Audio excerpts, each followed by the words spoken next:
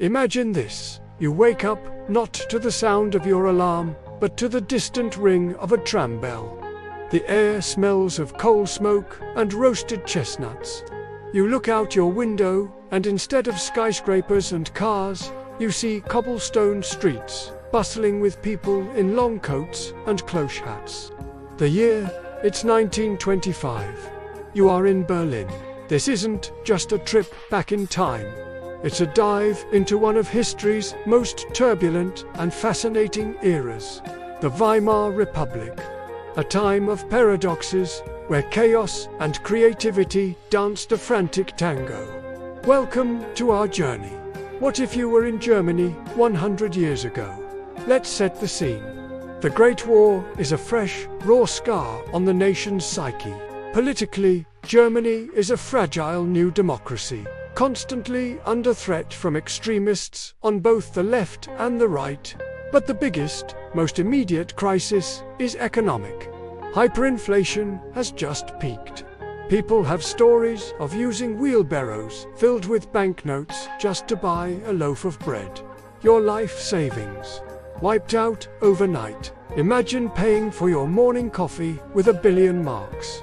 It sounds absurd, but it was the reality. This economic despair created a fertile ground for radical ideas and a deep-seated resentment that would have devastating consequences. So, how would you navigate this? Finding a job would be your first priority. Perhaps you'd find work in one of the booming factories, as Germany's industrial heart, though damaged, was still beating.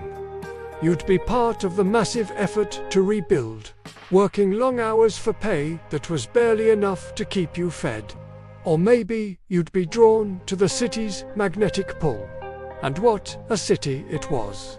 Berlin in the Golden Twenties was the cultural capital of the world. Despite the poverty, or perhaps because of it, there was an explosion of artistic and intellectual life.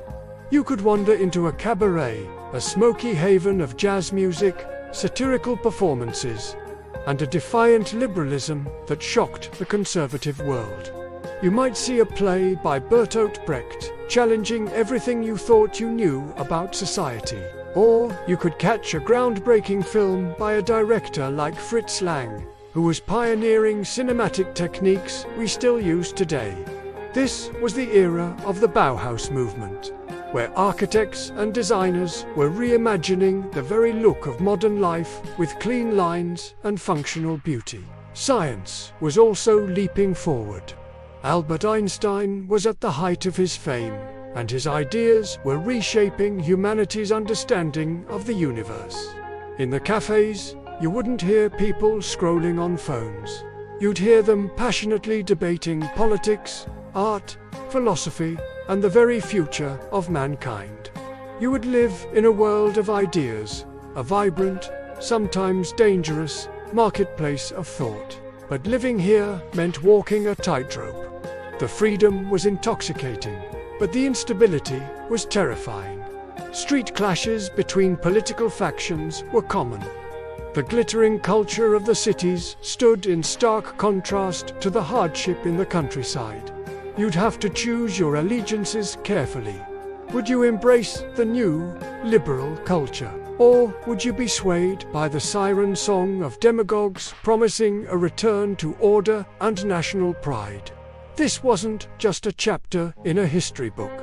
It was a series of choices made by millions of ordinary people. Choices that would collectively steer a nation towards either a brighter future or an abyss. What path would you have taken? Thanks for joining us on this trip through time. If you found this journey fascinating, please hit that like button, subscribe, and ring the bell so you don't miss our next historical adventure. Let us know in the comments what era you'd like to visit next.